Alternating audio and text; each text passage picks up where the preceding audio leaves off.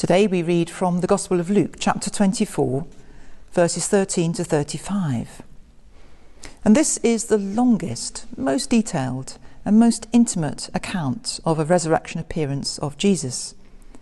It comes only in Luke's Gospel, and it concerns two disciples who were otherwise unknown to us, not members of the 12. It's such a very human story and so easy to identify with.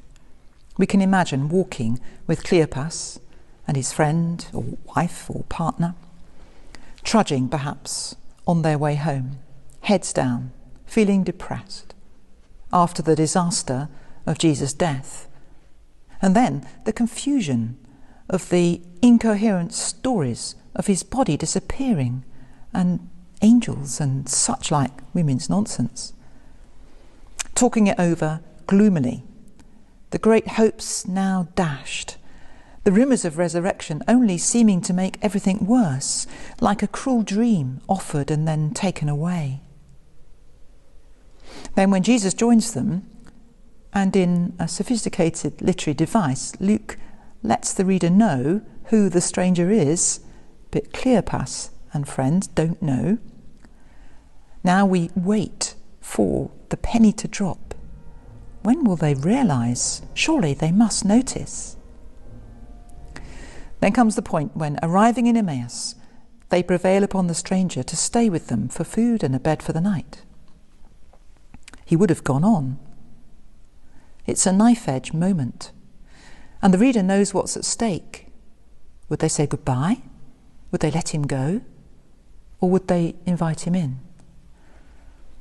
The invitation stands for so much in our walk of faith. Stay with us, for the day is almost over.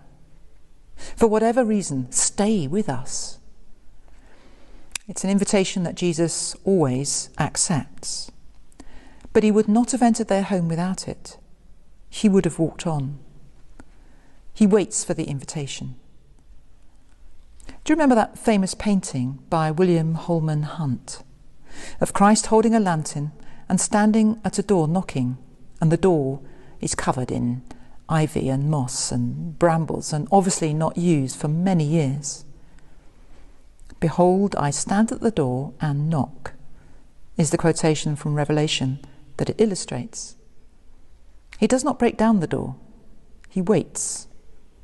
We have to open the door from inside and ask him in. Still, the couple do not know who they have invited into their home. Not until he takes the bread and breaks it. Sometimes it's pointed out that it ought to have been the host, the head of the household, who did this. It was a cheek for a visitor to presume to do this. Jesus sits at their kitchen table, takes their bread, and hands their own bread to them to eat. At that point, they recognise him. They see that it is Jesus, and with that he is gone. It was him feeding them. It had been him all along, on the road. He'd given them himself, on the cross, in his teaching, and in this meal, which we come to recognise as a Eucharistic meal. Jesus takes charge. He is the real host. He's also the bread, the food, which we call the host. And he gives of himself to all who are hungry for him. At the end of the Eucharist now, the final words are, "Go in peace to love and serve the Lord." Cleopas and friend didn't hear these words, sending them out into the world to live out the faith, but they didn't need to. They did exactly that. They were transformed. They were filled with energy and conviction and faith, and they rushed out to run all the way back to Jerusalem and spread the word. What a contrast to the trudging walk in the other direction. And Jesus was no longer visible and audible to them, but he was within them. He was with them. "Did not our hearts burn within us?" they marvelled to each other, looking back, amazed at how blind they had been. Perhaps now they realised that he would always be there, within them, made known to them and to us in the opening of Scripture and the breaking of bread.